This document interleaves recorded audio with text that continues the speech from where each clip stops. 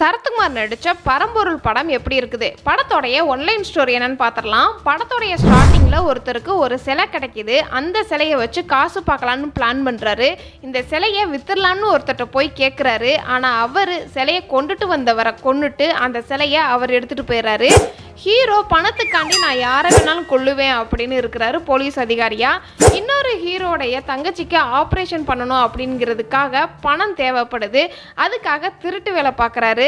அவர் சரத்குமார்கிட்ட மாட்டிக்கிறாரு. ஒரு கட்டத்தில் 2 பேருக்கும் ஒரு சிலை கைக்கு வந்துடுது. இந்த சிலையை விற்று 2 பேருமே செட்டில் ஆயிடுவோம் அப்படின்னு நினைக்கிறாங்க. அதுக்கப்புறம் அந்த சிலையை விற்றாங்களா, அதில் என்னென்ன பிரச்சனைகள் வந்துச்சு அப்படிங்கிறது தான் இந்த படத்தோடைய மீதி கதை. இந்த படத்தில் சரத்குமாரோடைய ஆக்டிங் சூப்பராக இருந்துச்சு. போர் தொழில் படம் மாதிரியே இந்த படத்துலையும் சரத்குமாருக்கு ஒரு வெயிட்டான ரோல் தான் கொடுத்துருக்குறாங்க. இந்த படத்தை சரத்குமாருக்காகவே பார்க்கலாம்.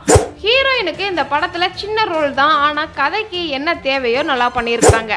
படத்தில் அங்கங்கே சின்ன சின்ன கேரக்டர்ஸ் இருக்குது. கதையோட கனெக்ட் ஆகிற மாதிரி தான் கொண்டு வந்திருக்கிறாங்க. எந்த கேரக்டருமே வேஸ்ட் பண்ணலை, ஒரு சில கேரக்டர்ஸை தவிர.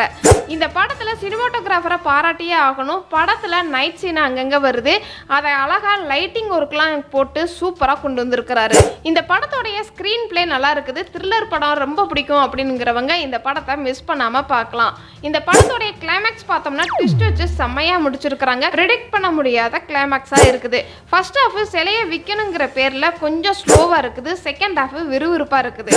படத்தில் சஸ்பென்ஸ்னு பார்த்தோம்னா யார் வில்லன் யார் ஹீரோன்னு கிளைமேக்ஸில் தான் தெரியுது. படத்தில் அடல்ட் கண்டென்ட் இல்லை. பாட்டு அந்த அளவுக்கு நல்லா இல்லை, ஆனால் பிஜிஎம் த்ரில்லருக்கு ஏற்ற மாதிரி செம்மையாக இருக்குது. பாட்டு சரத்குமார் ரொம்ப படத்துக்கு அப்புறமாட்டி இந்த படத்தில் டான்ஸ் ஆடி இருக்கிறாரு. அதுக்காண்டி இந்த பாட்டை பார்க்கலாம். இந்த படம் ஒரு த்ரில்லர் படங்கிறதுனால படத்தில் காமெடின்னு சொல்கிற அளவுக்கு இல்லை. ஓவராலாக இந்த படத்தை சரத்குமாருக்காண்டி இந்த வீக்கெண்டு பார்க்கலாம். இந்த மாதிரி மூவி ரிவ்யூக்கும் நம்ம சேனலை சப்ஸ்கிரைப் பண்ணுங்கள். டாடா பாய்.